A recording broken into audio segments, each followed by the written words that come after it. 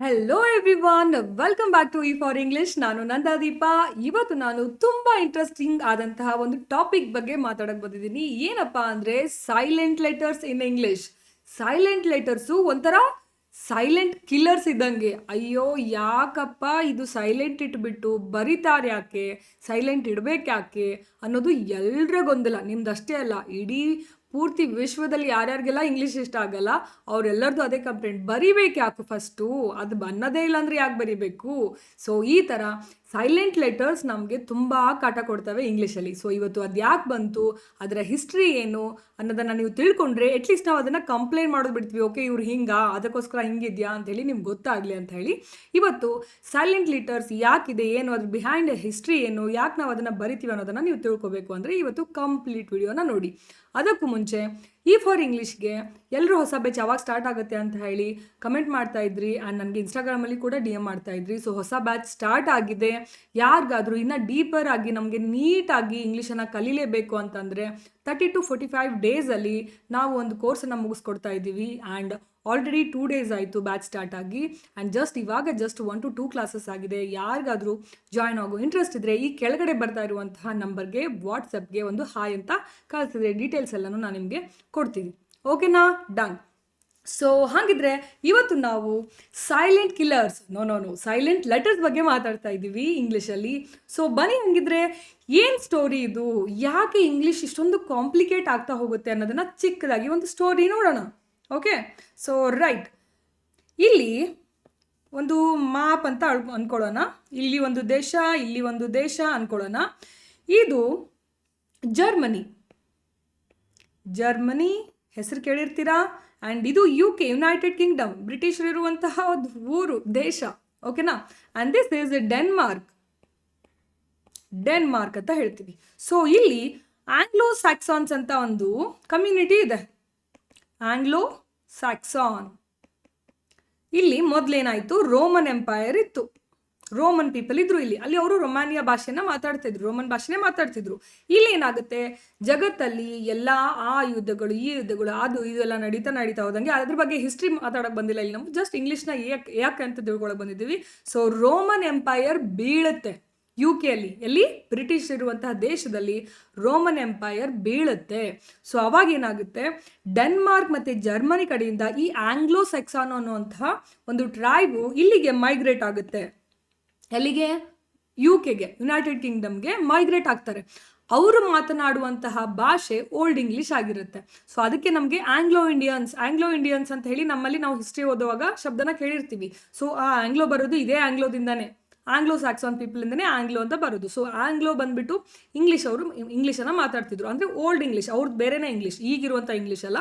But the ಬುನಾದಿ ಅದೇ ಆಗಿತ್ತು ಫಸ್ಟು. ನಾವು ಹೆಂಗೀಗ ಹಳಗನ್ನಡ, ತೀರಾ ಹಳಗನ್ನಡ, ನಡುಗನ್ನಡ, ಹೊಸಗನ್ನಡ ಅಂತ ಹೇಳಿ ಮಾತಾಡ್ತೀವಲ್ಲ, ಆ ಥರ ಓಲ್ಡ್ ಇಂಗ್ಲೀಷನ್ನು ಅವ್ರು ಮಾತಾಡ್ತಿದ್ರು.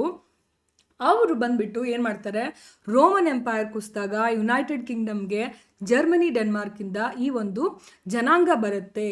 ಸೊ ಅವ್ರು ಬಂದುಬಿಟ್ಟು ಏನು ಮಾಡ್ತಾರೆ, ಅವ್ರದ್ದೇ ಆದ ಭಾಷೆನ ಅವ್ರು ಯಾಕೆ ರೋಮನ್ ಮಾತಾಡ್ತಾರೆ, ತಮ್ಮೂರಿಂದ ಬಂದುಬಿಟ್ಟು ತಮ್ಮ ಜನನೇ ಎಲ್ಲರೂ ಇರೋವಾಗ ಅವ್ರು ತಮ್ಮ ತಾಯಿ ಭಾಷೆನೇ ಮಾತಾಡ್ತಾರೆ. ಸೊ ಅವರು ಅಲ್ಲಿಗೆ ಬಂದು ಬೆಳೆಸೋಕ್ಕೆ ಸ್ಟಾರ್ಟ್ ಮಾಡಿದಂತಹ ಭಾಷೆ ಇದು. ಅವಾಗ ಹೆಂಗಿತ್ತು, ಓಲ್ಡ್ ಇಂಗ್ಲೀಷ್ ಅಂತ ಇತ್ತು. ಸೊ ಅದನ್ನು ಬೆಳೆಸ್ತಾ ಮುಂದೆ ಎಲ್ಲ ಚೇಂಜಸ್ ಆಗ್ತಾ ಏನು ಮಾಡ್ತಾರೆ, ಬೇರೆ ಭಾಷೆಗಳಾದಂತಹ ಲ್ಯಾಟಿನ್ನು, ಗ್ರೀಕು, ಅವು ಇವು ಎಲ್ಲ, ಫ್ರೆಂಚು ಎಲ್ಲ ಸೇರಿಬಿಟ್ಟು ಏನಾಗುತ್ತೆ, ಈ ಇಂಗ್ಲೀಷ್ಗೆ ಬೇರೆ ಬೇರೆ ಶಬ್ದಗಳು ತಗೊಳ್ತಾ ಹೋಗ್ತಾರೆ. ಓಕೆ, ಒಂದು ಬೇಸಿಕ್ ಒಂದು ರಾ ಭಾಷೆ ಇರುತ್ತೆ, ಆ ಭಾಷೆಗೆ ಲ್ಯಾಟಿನಿಂದ ಸ್ವಲ್ಪ, ಫ್ರೆಂಚಿಂದ ಸ್ವಲ್ಪ, ಗ್ರೀಕಿಂದ ಸ್ವಲ್ಪ, ಎಲ್ಲ ಕಡೆಯಿಂದ ಸ್ವಲ್ಪ ವರ್ಡ್ಸ್ಗಳನ್ನು, ಗ್ರಾಮರ್ಗಳನ್ನು, ರೂಲ್ಸ್ಗಳನ್ನು ತಗೊಂಡು ಈ ಒಂದು ಭಾಷೆನ ಬೆಳೆಸ್ತಾರೆ. ಓಕೆ, ತುಂಬ ಒಂದು ಯಂಗ್ ಭಾಷೆ ಇದು, ಅಂದರೆ ಯುವಕ ಅಂತ ಹೇಳ್ಬೋದು ಇಂಗ್ಲೀಷ್ಗೆ. ಇನ್ನು ನಮ್ಮ ಕನ್ನಡ, ತಮಿಳು, ತೆಲುಗುನ ಕಂಪೇರ್ ಮಾಡಿದರೆ ತುಂಬ ಯಂಗೆಸ್ಟ್ ಲ್ಯಾಂಗ್ವೇಜ್ ಅಂತ ಹೇಳ್ಬೋದು ನಮಗೆ ಕಂಪೇರ್ ಮಾಡಿದಾಗ. ಆ್ಯಂಡ್ ಅಂದರೆ ಮಾಡರ್ನ್ ಇಂಗ್ಲೀಷ್ ಬಗ್ಗೆ ಮಾತಾಡ್ತೀನಿ. ಇವಾಗ ಮಾಡರ್ನ್ ಇಂಗ್ಲೀಷ್ ಏನಿದೆ ಎಲ್ಲ ಭಾಷೆಗಳಿಂದ, ಇವನ್ ಹಿಂದಿಯಿಂದ ಕೂಡ ತೊಗೊಂಡಿದ್ದೀನಿ. ನಿಮ್ಗೆ ಒಂದು ಎಕ್ಸಾಂಪಲ್ ಹಿಂದಿಯಿಂದ ಹೇಳಬೇಕಂದ್ರೆ, ಶಾಂಪೂ. ಇವತ್ತು ಯಾರ್ಯಾರೆಲ್ಲ ಹಾಕ್ಕೊಂಡಿದ್ದೀರಿ ಶಾಂಪೂನ? ಶಾಂಪೂ ಅನ್ನುವಂಥ ವರ್ಡ್ ಚಂಪಿ ಅಂತ ಇನ್ನು ಇಂಗ್ಲೀಷಲ್ಲಿ, ಹಿಂದಿಯಲ್ಲಿದೆ ಚಂಪಿ ಅಂತ ಬರೀತಾರೆ ಹಿಂದಿಯಲ್ಲಿ. ಓಕೆ, ಏನದು ಚಂಪಿ ಅಥವಾ ಚಂಪು ಅಂತ ಬರೀತಾರೆ. ಅಂದರೆ ತಲೆಯನ್ನು ಮಸಾಜ್ ಮಾಡ್ಕೊಳ್ಳೋ ಒಂದು ಆಯಿಲ್ ಹಾಕಿ ಅಥವಾ ಕ್ರೀಮ್ಸ್ ಹಾಕಿ ಮಸಾಜ್ ಮಾಡ್ಕೊಳ್ಳುವಂತಹ ಒಂದು ಪದ್ಧತಿಗೆ ಚಂಪು ಅಂತ ಹೇಳ್ತಾರೆ. ಸೊ ಆ ಒಂದು ಕ್ರೀಮ್ ಹಾಕಿಬಿಟ್ಟು ಮಸಾಜ್ ಮಾಡಿಕೊಂಡು ತಲೆ ವಾಶ್ ಮಾಡ್ಕೊಳ್ಳೋದು ಅಥವಾ ಅದನ್ನು ಮಸಾಜ್ ಮಾಡೋದು, ಆ ಒಂದು ರೂಢಿಯಿಂದ ಬಂದಂತಹ ಚಂಪಿ ಅನ್ನುವಂತಹ ಶಬ್ದದಿಂದ ಶ್ಯಾಂಪೂ ಅನ್ನು ಅವರು ತಗೊಂಡ್ರು. ಸೊ ಶಾಂಪು ಅನ್ನೋದು ಇಂಗ್ಲೀಷರ್ದಲ್ಲ ವರ್ಡ್, ಅದು ನಮ್ಮದೇ, ನಮ್ಮ ಇಂಡಿಯನ್ ವರ್ಡ್, ಅಂದರೆ ಹಿಂದಿ ವರ್ಡ್ ಅದು, ರೈಟ್. ಸೊ ಈ ಥರ ಅವ್ರು ಏನು ಮಾಡ್ತಾರೆ, ಚಟ್ನಿ, ಅವ್ರ ಕಡೆ ಇರಲಿಲ್ಲ ಚಟ್ನಿ ಅನ್ನೋದು, ದೋಸಾ. ಸೊ ನಮ್ಮ ಫುಡ್ ಹೆಸರುಗಳನ್ನು ಕೂಡ ಅವ್ರು ತೊಗೊಂಡಿದ್ದಾರೆ. ಸೊ ನೀವು UK ಹೋದ್ರೂ ಇಂಡಿಯನ್ ರೆಸ್ಟೋರೆಂಟ್ಸಲ್ಲಿ ನಿಮಗೆ ದೋಸಾ ಚಟ್ನಿ ಸಿಗುತ್ತೆ. ಹಾಗೆ ಬೇರೆ ಬೇರೆ ಭಾಷೆಗಳಿಂದ ಅವ್ರು ಏನು ಮಾಡ್ತಾರೆ, ಶಬ್ದಗಳನ್ನು ತಗೊಂಡು ತಮ್ಮ ಭಾಷೆಯನ್ನು ಬಿಲ್ಡ್ ಮಾಡ್ತಾ ಹೋಗ್ತಾರೆ. ಹಂಗೆ ಮಾಡುವಾಗ ಅವ್ರು ಮಾಡಿರೋ ಒಂದೇ ಒಂದು ತಪ್ಪು ಏನಂದರೆ, ಅವ್ರು ಏನು ಮಾಡ್ತಾರೆ, ಸ್ವಲ್ಪ ಸೋಂಬೇರಿಗಳು. ಬ್ರಿಟಿಷರು ನಮ್ಮನ್ನು ಅಲ್ಲಿಂದ ಇಲ್ಲಿವರೆಗೂ ಆಳಕ್ಕೆ ಬಂದಿದ್ದಾರೆ. ಅಷ್ಟೊಂದು ಕಷ್ಟಪಡೋರು ಬಾಯಿಗೆ ಕಷ್ಟ ಕೊಡ್ತಿಲ್ಲ. ಯಾಕಂದರೆ ಅವರು ಇಂಡಿಯಾನೆಲ್ಲ ಲೂಟಿ ಮಾಡೋಕ್ಕೆ ಈಸಿ ಆಗಬೇಕಲ್ಲ ಅವ್ರಿಗೆ, ಅಲ್ವಾ. ಸೊ ಅಲ್ಲೆಲ್ಲ ತಲೆ ಖರ್ಚು ಮಾಡಬೇಕು. ಸೊ ಬಾಯಿಗೆ ನೋವು ಕೊಡೋದು ಬೇಡ ಅಂತ ಹೇಳಿ ಏನು ಮಾಡ್ತಾರೆ, ಅವರು ಪದಗಳನ್ನು ಎಲ್ಲೆಲ್ಲಿ ಡಿಫಿಕಲ್ಟ್ ಆಗುತ್ತೆ ಅವ್ರಿಗೆ ಉಚ್ಚಾರ ಮಾಡೋಕ್ಕೆ ಅಲ್ಲೆಲ್ಲ ಸೈಲೆಂಟ್ ಮಾಡ್ಕೊಂಡು ಹೋಗ್ತಾರೆ. ಅದೇನೋ ದೊಡ್ಡ ರೂಲ್ಸ್ ಇಲ್ಲ ಅದಕ್ಕೆ ಸೈಲೆಂಟ್ ಆಗಬೇಕು ಅಂದರೆ, just because they can't pronounce it properly. ಅಂದರೆ ಕಷ್ಟ ಆಗ್ತಿದೆ. ಅಂದರೆ ಫಾರ್ ಎಕ್ಸಾಂಪಲ್ ಸೈಕೋ ಅಂತ ಶಬ್ದ ಇದೆ. ನಾನು ಡೆಮೋ ಕ್ಲಾಸಲ್ಲಿ ಕೂಡ ಹೇಳಿದ್ದೆ, ಒಂದು ಡೆಮೋ ಕ್ಲಾಸ್ ಕೊಟ್ಟಿದ್ದೆ ನಿಮಗೆ ಕೋರ್ಸ್ ಸ್ಟಾರ್ಟ್ ಆಗೋಕ್ಕೂ ಮುಂಚೆ. ಆ ಕ್ಲಾಸಲ್ಲೂ ಕೂಡ ಹೇಳಿದ್ದೀನಿ, ಸೈಕೋ ಅನ್ನುವಂಥ ವರ್ಡ್ ಇನಿಷಿಯಲಿ ಈ ಒಂದು ಗ್ರೀಕ್ ಪದ ಏನಾಗಿತ್ತು, ಪಿಸ್ಕಿ ಅಂತ ಹೇಳಿ ಬರೀತಾರೆ. ಪಿಸ್ಕಿ ಅಂತ ಅನ್ಕೊಳ್ಳಿ ನೀವು. ಈ ಪಿಸ್ಕಿ ಅನ್ನುವಂತಹ ವರ್ಡ್ ಇದೆ ಗ್ರೀಕಲ್ಲಿ. ಅದೇ ಶಬ್ದವನ್ನು ಇವರು ತೊಗೊಂಡು ಬರ್ತಾರೆ. ಅಂದರೆ ಪಿಸ್ಕಿ ಅಂದರೆ ಇದ್ರದ್ದಂದರೆ ಸೋಲ್, ಮೈಂಡ್ ಅಂತ ಅರ್ಥ ಆಗುತ್ತೆ ಅಲ್ಲಿ. ಸೊ ಸೈಕಾಲಜಿ ಅಂದರೆ ಮೆಂಟಲ್ ಕೆಲಸ ಅಲ್ವಾ. ಸೊ ಮೈಂಡ್ಗೆ ಇರುವಂತಹ ಕೆಲಸ. ಸೊ ಅದಕ್ಕೆ ಅಲ್ಲಿಂದ ಇವರು ಇದನ್ನು ಬಾರೋ ಮಾಡಿಬಿಟ್ಟು ಸೈಕೋ ಅಂತ ತಗೋತಾರೆ. ಸೈಕಾಲಜಿ, ಸೈಕಿಕ್ ಅಂತ ಹೇಳಿ ಮಾಡ್ತಾರೆ. ಬಟ್ ಇದೇನಾಗಬೇಕಾಗಿತ್ತು, ಅವ್ರು ಇಂಗ್ಲೀಷರು ಕೂಡ ಅವ್ರಂಗೆ ಪಿಸ್ಕಾಲಜಿ ಅನ್ಬೇಕಿತ್ತು. ನಾವೆಲ್ಲರೂ ಹಂಗೆ ಅಂತೀವಿ ಅಲ್ವಾ, ಕರೆಕ್ಟಾಗಿ ಇಂಗ್ಲೀಷ್ ರೂಲ್ಸ್ ಗೊತ್ತಿಲ್ಲದೇರು ಸ್ಪೆಲ್ಲಿಂಗ್ ಬರ್ದು ಇದನ್ನ ಓದು ಅಂತ ಹೇಳಿದ್ರೆ ಅವ್ರು ಏನಂತ ಓದ್ತಾರೆ, ಪಿಸ್ಕಾಲಜಿ ಅಂತಲೇ ಓದ್ತಾರೆ. ಆ್ಯಕ್ಚುಲಿ ಅದು ಇದ್ದಿದ್ದೇ ಹಾಗೆ, ಎಲ್ಲಿಂದ ಬಂತು, ಯಾವ ಭಾಷೆಯಿಂದ ಬಂತು, ಅದು ಇದ್ದಿದ್ದೇ ಹಾಗೆ. ಬಟ್ ಇವರು ಇಂಗ್ಲೀಷ್ ಅವ್ರು ಏನು ಮಾಡ್ತಾರೆ, ಅಯ್ಯೋ ಪಿಸ್ಕಾಲಜಿ, ಪಿಸ್ಕಿ ಅನ್ಬೇಕು ಎವ್ರಿ ಟೈಮ್. ಸೈಕಾಲಜಿ, ಸೈಕಿಕ್ ಅನ್ನೋಕ್ಕೆ, ಪಿಸ್ಕೋ ಅನ್ನೋಕ್ಕೆ ಅವ್ರಿಗೆ ತುಂಬ ಮಸಲ್ಸ್ ನೋವು ಬರೋಕ್ಕೆ ಸ್ಟಾರ್ಟ್ ಆಯಿತು. ಅದಕ್ಕೆ ಇಲ್ಲ ಬೇಡ, ಈ ಪಿ ಅನ್ನೋದೇ ಬೇಡ, ನಾವು ಬಿಟ್ಬಿಡೋಣ, ಸೈಕಾಲಜಿ, ಸೈಕಿ ಅಷ್ಟೇ ಅನ್ನೋಣ ಅಂತ ಹೇಳಿ ಡಿಸೈಡ್ ಮಾಡ್ತಾರೆ. ಹಂಗೆ ಡಿಸೈಡ್ ಮಾಡಿದವರು ಇದನ್ನು ಸೈಕಾಲಜಿ ಅನ್ನೋಕ್ಕೆ ಸ್ಟಾರ್ಟ್ ಮಾಡ್ತಾರೆ. ಓಕೆನಾ. ಬಟ್ ಹಂಗೆ ಮಾಡಿದವರು ಪಿನ ಪ್ರೊನೌನ್ಸ್ ಮಾಡೋದು ಬಿಟ್ಟವರು ಅದನ್ನು ಪಿನ ಡಿಲೀಟ್ ಮಾಡಲ್ಲ, ಅವರು ಇಟ್ಕೊತಾರೆ. ಯಾಕೆ ಇಟ್ಕೊತಾರೆ, ಈ ಪದವನ್ನು ನಾವು ಆ ಒಂದು ಭಾಷೆಯಿಂದ ತಗೊಂಡಿದ್ವಿ, ಆ ನೆನಪಿಗೆ ಇದು ಇರಲಿ ಅಂತ ಹೇಳಿ ಇಟ್ಕೋತಾರೆ. ಓಕೆನಾ. ಈ ಥರ ಸೈಲೆಂಟ್ ಲೆಟರು ಕಿರಿಕಿರಿ ಕೊಡುತ್ತೆ, ಜಸ್ಟ್ ಬಿಕಾಸ್ ಇಂಗ್ಲೀಷರಿಗೆ ಅದು ಕಷ್ಟ ಆಯಿತು ಪ್ರೊನೌನ್ಸ್ ಮಾಡಲಿಕ್ಕೆ ಅಂತ ಹೇಳಿ ಅವರು ಮಾಡಿದಂತಹ ಅಡ್ಜಸ್ಟ್ಮೆಂಟ್ ಇದು. ಓಕೆನಾ. ಸೊ ನಾವೇನು ಮಾಡೋಣ ಇವಾಗ, ಅಂತಹವೇ ಸಿಮಿಲರ್ ಶಬ್ದಗಳನ್ನು ಒಂದಿಷ್ಟು ತೊಗೊಂಡು ಬಂದಿದ್ದೀನಿ ನಾನು ನಿಮಗೆ. ಚಿಕ್ಕದಾಗಿ ಅದು ಯಾಕೆ ಯಾವ ಥರ ಆಯಿತು, ಏನಾಯಿತು ಅಂತ ಹೇಳಿ ನೋಡ್ಕೊಂಡು ಹೋಗೋಣ. ಓಕೆನಾ. Yes, the lazy silent letters K and G. ನೋಡಿ, ಕೆ ಆ್ಯಂಡ್ ಜಿ ಓಲ್ಡ್ ಇಂಗ್ಲೀಷಲ್ಲಿ ಏನಿತ್ತು ವರ್ಡ್ಸು, ನೀ ಅಂತ ಇತ್ತು, ನೈಫ್ ಅಂತ ಇತ್ತು, ಘಾಟ್ ಅಂತ ಇತ್ತು. ಸೊ ಇದೇನು ಮಾಡ್ತಾ ಇದ್ರು, ಖ್ನಿ ಅಂತಿದ್ರು ಅವರು. ಇಲ್ಲಿ ನೋಡಿ, ಓಲ್ಡ್ ಇಂಗ್ಲೀಷಲ್ಲಿ ಏನಂತ ಇದ್ರು, ಪ್ರೊನೌನ್ಸ್ ಬೋತ್ ಲೆಟರ್ಸ್ ಖ ಮತ್ತು ನೀನ, ಖ್ನಿ ಅಂತಿದ್ರು. ಸೊ ಇಂಗ್ಲೀಷ್ರಿಗೆ ಏನಾಯಿತು, ಅದು ನನ್ನಕ್ಕೆ ಕಷ್ಟ ಆಯಿತು. ಬರ್ತಾ ಮಾಡರ್ನ್ ಇಂಗ್ಲೀಷ್ ಡೆವಲಪ್ ಆದಂಗೆ ಶಬ್ದಗಳು ಡೆವಲಪ್ ಆದಂಗೆ ಅನ್ನೋವಾಗ ಅವ್ರಿಗೆ ಕಷ್ಟ ಆಗಿ ಕೆ ಅನ್ನೋದು ಬೇಡ, ಯು ಜಸ್ಟ್ ಸೇ ಖ್ನಿ ಅನ್ನೋ ಬದಲು ನೀವೇ ಅಂದು ನೋಡಿ, ಬೇಕಾದರೆ ಖ್ನಿ ಅನ್ಬೇಕಂದ್ರೆ ಒಳಗಡೆ ಸ್ವಲ್ಪ ಕಷ್ಟ ಆಗುತ್ತೆ, ಮಲ್ಟಿಪಲ್ ಥಿಂಗ್ಸನ್ನು ನಾವು ಯೂಸ್ ಮಾಡಬೇಕಾಗುತ್ತೆ. ಅದಕ್ಕೆ ಏನು ಮಾಡ್ತಾರೆ ಅವರು, ಕೆ ಅನ್ನ ಬಿಟ್ಬಿಡ್ತಾರೆ. ಮೊಣಕಾಲು, ಅಂದರೆ ಏನು, ಮೊಣಕಾಲು. ಅದೇ ಥರ ನೈಫ್, ಚಾಕುಗೆ ನೈಫ್ ಅಂತಾರೆ, ಕ್ನೈಫ್ ಅಂತಿದ್ರು. ಸೊ ಕನ ತೆಗಿತಾರೆ, ನೈಫ್ ಅಷ್ಟೇ ಅನ್ನಕ್ಕೆ ಸ್ಟಾರ್ಟ್ ಮಾಡ್ತಾರೆ. ಯಾಕೆ, ರೀಸನ್ ಏನು, hard to say K and N together. ನ ಒಟ್ಟಿಗೆ ಅನ್ನೋದು ತುಂಬ ಕಷ್ಟ ಆಯಿತು ಅವರಿಗೆ. ಓಕೆ. ಹಾಗಿದ್ರೆ ನಾವು ಕನ್ನಡದಲ್ಲಿ ಕ್ಷತ್ರಿಯ ಅಂತ ಹೆಂಗೆ ಅನ್ಬೇಕು ಅಲ್ವಾ, ಕ್ಷತ್ರಿಯ ಅಂತೀವಿ ನಾವು ಅಲ್ವಾ. ಕಷ್ಟ ಆಯ್ತಾ ನಮಗೆ, ಇಲ್ಲ ತಾನೆ, ನಾವು ಕ್ಷತ್ರಿಯ ಇಟ್ಕೊಂಡಿದ್ದೀವಿ ತಾನೆ, ರೈಟ್. ಬಟ್ ಅವರು ಅಷ್ಟೊಂದು ಲೇಸಿ ಇದ್ದಾರೆ, ಅವ್ರಿಗೆ ಅನ್ನೋ ಕಷ್ಟ ಆಯಿತು. So they started removing one by one. K ಅನ್ನ ತೆಗೆದ್ರು, ಅದನ್ನ ನೀ ಅಂದರು. ಕೆ ಅನ್ನ ತೆಗೆದ್ರು, ಅದನ್ನು ನೈಫ್ ಅಂದರು. ಅದಕ್ಕೆ ಕೆ ಆ್ಯಂಡ್ ಎನ್ ಅನ್ನು ಡೈರೆಕ್ಟ್, ಕೆ ಆ್ಯಂಡ್ ಜಿ ಅನ್ನು, ಕೆ ಆ್ಯಂಡ್ ಎನ್ ಅನ್ನು ಡೈರೆಕ್ಟಾಗಿ ಅನ್ನೋಕ್ಕಾಗಲ್ಲ ಅಂತ ಹೇಳಿ ಅದನ್ನು ಸ್ಟಾಪ್ ಮಾಡಿದರು. So that is how we call KNEE as knee, not knee. ಓಕೆನಾ? ರೈಟ್. ದ ಫ್ರೆಂಚ್ ಸ್ಟೈಲ್ ನೋಡಿ, ಸೈಲೆಂಟ್ ಎಚ್ ಬರುತ್ತೆ ಅಲ್ಲಲ್ಲಿ, ಅಂದರೆ ಆರ್.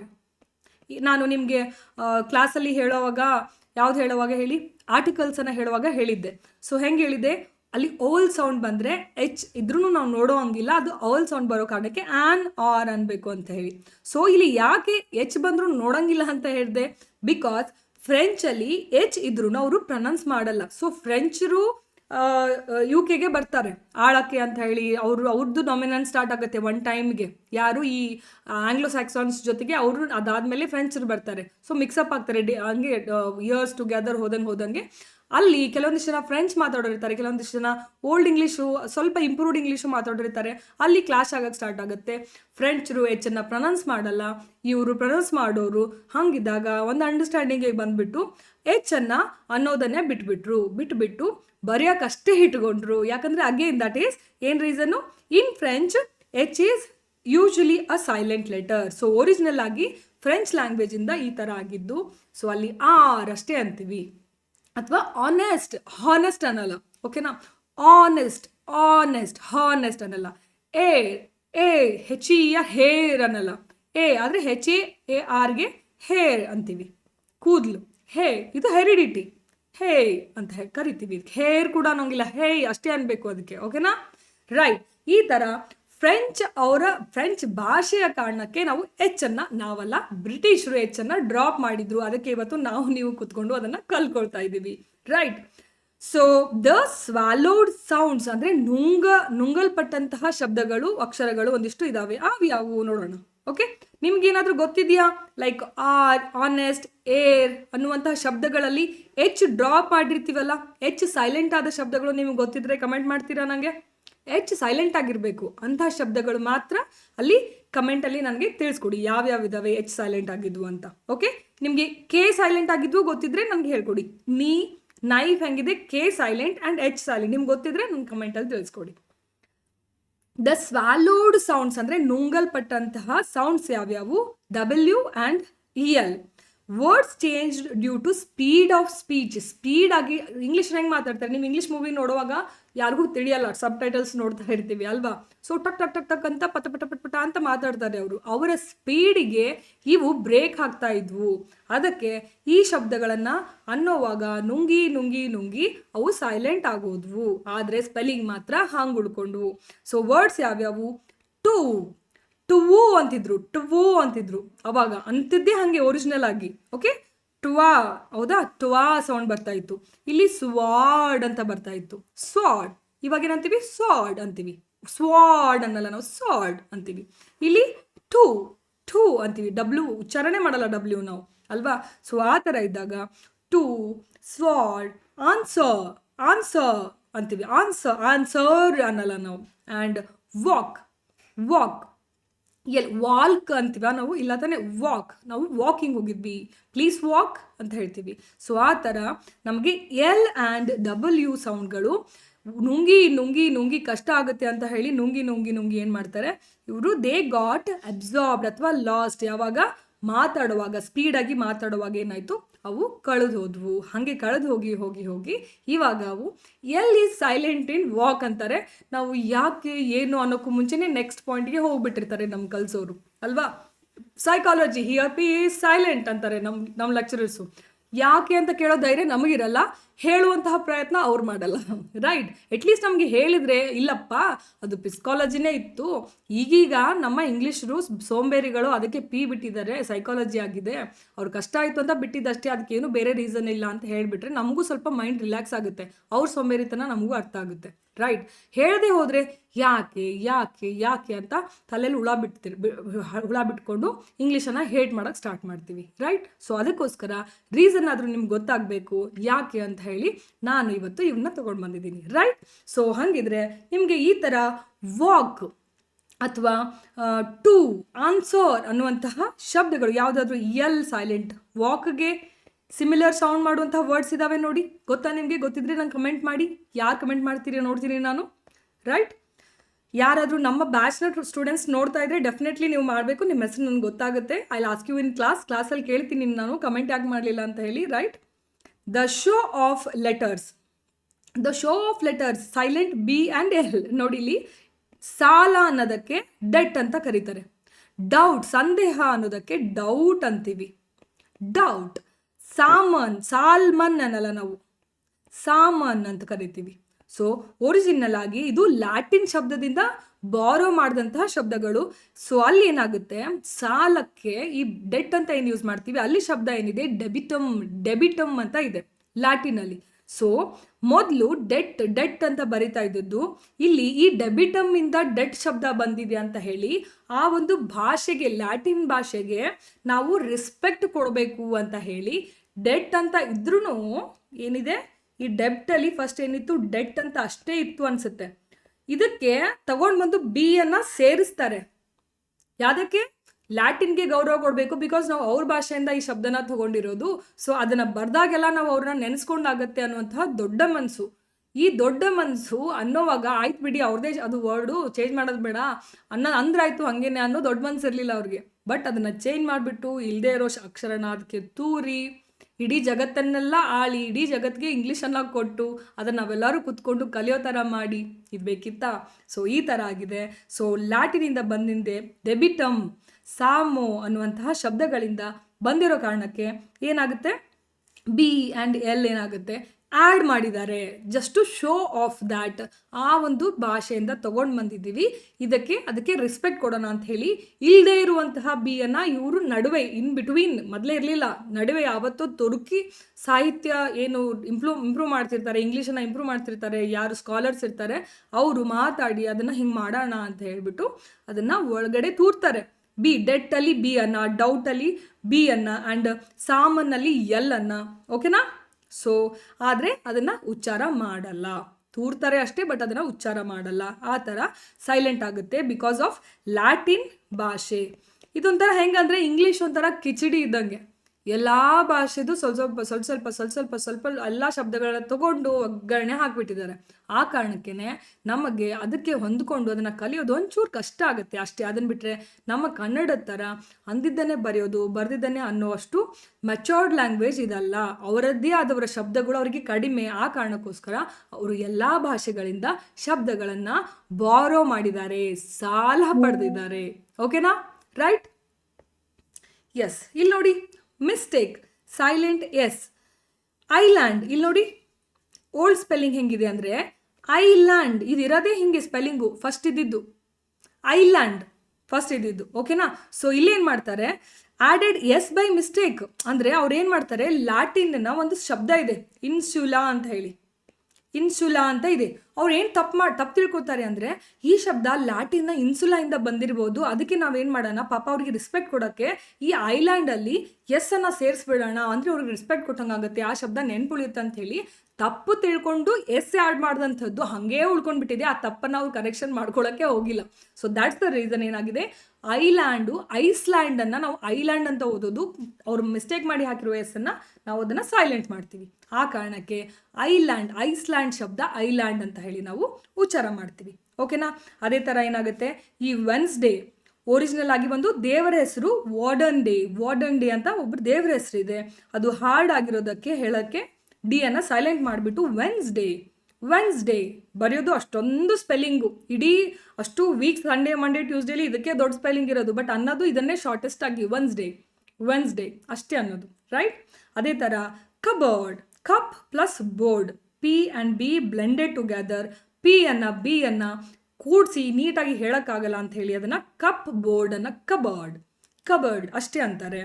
ಆ್ಯಂಡ್ ಇದು ಕೂಡ ತುಂಬ ಇರಿಟೇಟ್ ಮಾಡುವಂಥ ಶಬ್ದ, ಕೊಲೋನಲ್ ಅಂತಾರೆ, ಬರೀತಾರೆ. ಅನ್ನೋದೇನು ಕರ್ನಲ್. ಓಕೆನಾ? ಸ್ಪೆಲ್ಲಿಂಗ್ ಏನಾಗಿದೆ, ಇಟಾಲಿಯನ್ನಲ್ಲಿರುವಂತಹ ಕೊಲೊನೆಲ್ಲೋ ಅಂತ ಹೇಳಿ ಒಂದು ಶಬ್ದ ಇದೆ.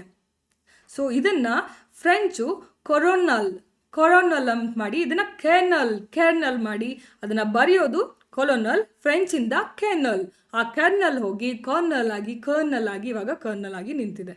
ಈ ಥರ ಈ ಶಬ್ದ ಬರೋದು ಫ್ರೆಂಚ್ನ ಮತ್ತು ಈ ಒಂದು ಇಟಾಲಿಯನ್ನ ಎರಡು ಸ್ಪೆಲ್ಲಿಂಗು ಮತ್ತು ಉಚ್ಚಾರ ಮಿಕ್ಸ್ ಮಾಡಿಬಿಟ್ಟು ಗಿರ್ಮಿಟ್ ಮಾಡಿಬಿಟ್ಟು ಅದನ್ನು ಕರ್ನಲ್ ಮಾಡಿದ್ದಾರೆ. ಸೊ ನಿಮಗೆ ಏನು ತಿಳ್ಸಕೊಂಡಿದ್ದೆ ಅಂದರೆ, ನಿಮಗೆ ಎಷ್ಟೊಂದು ಭಯ ಇರುತ್ತೆ ಇಂಗ್ಲೀಷ್ ಅಂದರೆ, ಫಿಯರ್ ಇರುತ್ತೆ ಇಂಗ್ಲೀಷ್ ಅಂದರೆ, ಅಷ್ಟೊಂದು ಭಯ ಪಡುವಂಥ ಅವಶ್ಯಕತೆ ಇಲ್ಲ. ದಟ್ ಈಸ್ ಆ್ಯನ್ ಇಮ್ಮ್ಯಾಚೋರ್ಡ್ ಲ್ಯಾಂಗ್ವೇಜ್ ಅಂತ ಹೇಳ್ಬೋದು. ಅಂದರೆ ಕಿಚಡಿ ಅಂತ ಹೇಳ್ಬೋದು. ಎಲ್ಲ ಶಬ್ದಗಳಲ್ಲಿನೂ ವರ್ಡ್ಗಳನ್ನು ತೊಗೊಂಡು ಬಂದು ತಮ್ಮ ತಿಳಿದಂಥ ರೂಲ್ಸ್ಗಳನ್ನು ಹಾಕಿ ತಿಳಿದಂಗೆ ಅದನ್ನು ಉಚ್ಚಾರ ಮಾಡಿ ನಮ್ಮ ಮುಂದೆ ತೊಗೊಳ್ಳಿ, ಇದನ್ನೇ ನೀವು ಕಲಿಬೇಕು ಅಂತ ಹೇಳಿ ಕೊಟ್ಟಿರೋದು. ಆ ಕಾರಣಕ್ಕೆ ಮಾತ್ರ ಅದು ನಿಮಗೆ ಟಫ್ ಆಗುತ್ತೆ. ಅದನ್ನು ಬಿಟ್ಟರೆ ನೀವು ಇನ್ಕೆಪಾಬಲ್ ಅಂತ ಅಲ್ಲ, ನಿಮಗೆ ಕಲಿಯೋಕ್ಕಾಗದೆ ನಿಮಗೆ ಕೆಪಾಸಿಟಿ ಇಲ್ಲ ಅಂತ ತಿಳ್ಕೊಳ್ಳೋ ಹಂಗಿಲ್ಲ. ಸೊ ಯು ಆರ್ ರೈಟ್, ನೀವು ಕರೆಕ್ಟೇ ಇದ್ದೀರಾ, ಇದು ಕಾಂಪ್ಲಿಕೇಟೆಡ್ ಇದೆ. ಸೊ ಅದನ್ನು ಈಸಿಯಾಗಿ ಕಲಿಸ್ಕೊಡೋಕ್ಕೆ ನಾವಿದ್ದೀವಿ. ಆ ಕಾರಣಕ್ಕೆ ನಮ್ಮ ಹೊಸ ಬ್ಯಾಚ್ ಸ್ಟಾರ್ಟ್ ಆಗಿದೆ. ಸೊ ಯಾರೆಲ್ಲ ಜಾಯ್ನ್ ಆಗಬೇಕು ಅಂತಿದ್ದೀರಾ, ಇಲ್ಲಿ ಕೆಳಗಡೆ ನಂಬರ್ ಓಡ್ತಾ ಇದೆ, ಅದಕ್ಕೊಂದು ವಾಟ್ಸಪ್ಪಲ್ಲಿ ಹಾಯ್ ಅಂತ ಮೆಸೇಜ್ ಮಾಡಿ. ತುಂಬ ಮಿನಿಮಲ್ ಫೀಸನ್ನು ಇಟ್ಟು ನಾನು ಇದನ್ನು ಹೇಳ್ಕೊಡ್ತಾ ಇದ್ದೀನಿ ಈ ಬ್ಯಾಚ್ಗೆ ಮಾತ್ರ.